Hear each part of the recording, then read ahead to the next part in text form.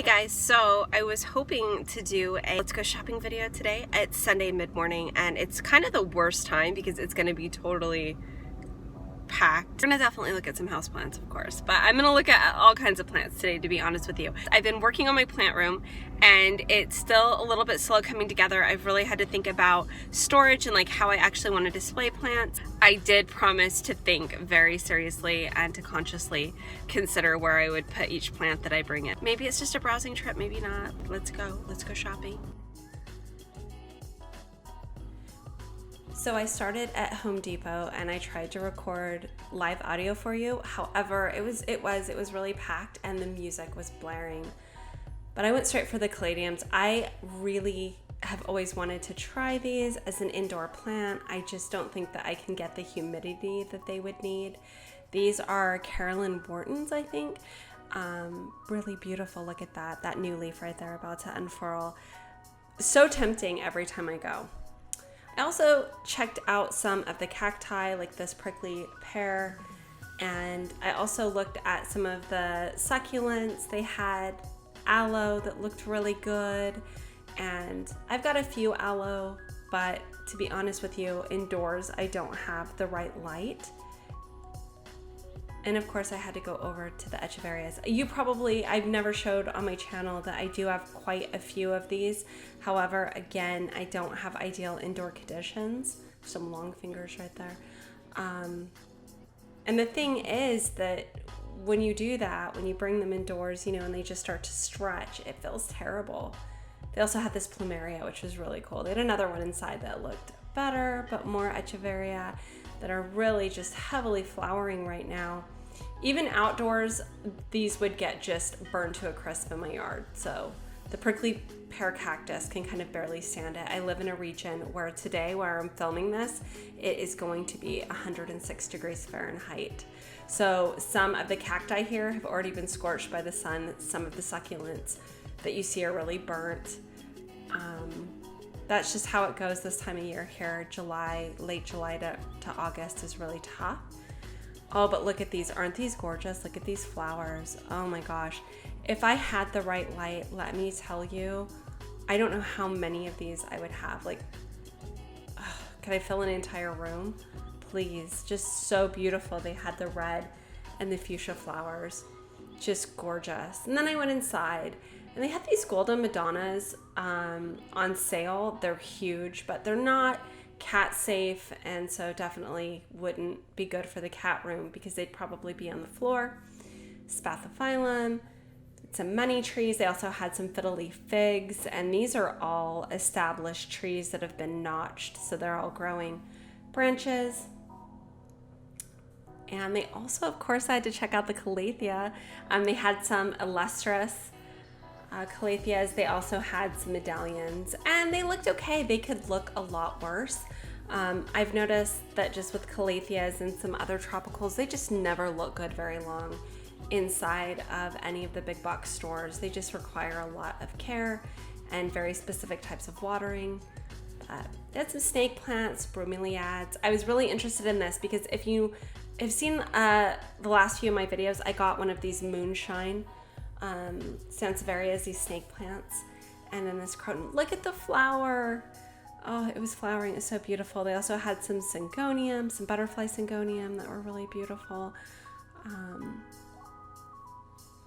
Overall, they had a good selection today of plants that looked pretty healthy, which always makes me happy. After Home Depot, I went over to Lowe's and immediately looked at the Peperomia that I will never buy, but that I admire. They also had more Colocasia. Here's the thing about these plants. I had one and it ended up, I don't know, it was part of the spider mite infestation that broke out my house and died. Look at this ZZ plant being marked as a bonsai. This is just like a constant, it's like a running joke if you follow my channel. But here is a bigger version. Oh, isn't that beautiful? Oh my gosh, those are gorgeous. They had some larger crotons here. They had some orchids, of course, which were really nice, but not for inside of my home. They had some anthuriums that were really pretty and some ferns. And then these begonia that you're seeing over here to the right were really beautiful. One of them was flowering, super gorgeous. Again, not really for inside of my house, but love to look at them. Then the syngonium, looks like these are neon robusta syngonium tucked in. The thing about these plants that you're seeing, they're all, you can't see it, but they're all potted together. Here's some alocasia, looking really nice. They're all potted together, so take one, take all kind of a thing. You've got to take everything in the pot. You could definitely break them up, but for me that's a really hard commitment because I know begonias aren't going to do well in my house. Ferns aren't going to do well in my house. Syngonium though do well in my house. So I stopped and I looked at the syngonium. You can see like a golden pothos vine is hanging down, mixing in. And this is where I kind of stopped and was like, this is what I think I might get, because I was looking at this particular syngonium online and I've had a hard time finding it. They also had marble queen pothos, but these neon pothos were really cool. I passed these up and I already really regret it, and I'm thinking about going back. I also went to Walmart. I said inside, but this is just inside their garden center. They had some begonias. They had these purple waffle plants as well. One that was flowering, which I haven't seen. So that was pretty cool. But overall, this is kind of what I did. There's some peperomia. Thanks for coming shopping with me. Let's see what I actually ended up buying. The first plant that I got is this Maria Illusion Syngonium. It is my 4th syngonium. I already have a neon robusta, a pink illusion, and a berry illusion. I did not get them in that order. However, when I saw the coppery sort of burgundy color on this plant, I just couldn't resist. I've seen them online, but I have not seen one for sale in person before, so I snatched it up.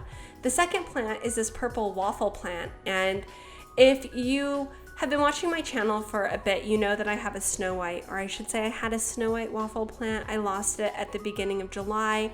I went out of town and it didn't quite make it. When I got back, it was pretty much gone. So I saw this plant. It looked healthy and beautiful at Walmart. I picked it up. The third plant that I got here is a Moon Valley Friendship plant. And aside from being just honestly exquisite, the leaves were a completely different texture from what I expected. And they're very they feel like crepe paper as opposed to feeling velvety or fuzzy. That's kind of the texture I expected. They feel a little bit more sort of like almost origami, kind of a paper feel. It's really interesting. When I put all 3 of them together though, I think that the textures, the colors, all the different sizes really complement each other, and they are going to share a shelf on my plant shelf, the shelf that I showed in my Upping My Plant Style game video, and I think that they're gonna do great together.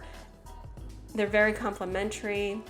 Once I pot them, I think I'm gonna pot them all in just plain terracotta. I'll show you what that looks like too at a later date. But I really did love making this video and taking you shopping with me. I hope you enjoyed it. Until next time, be well and take care.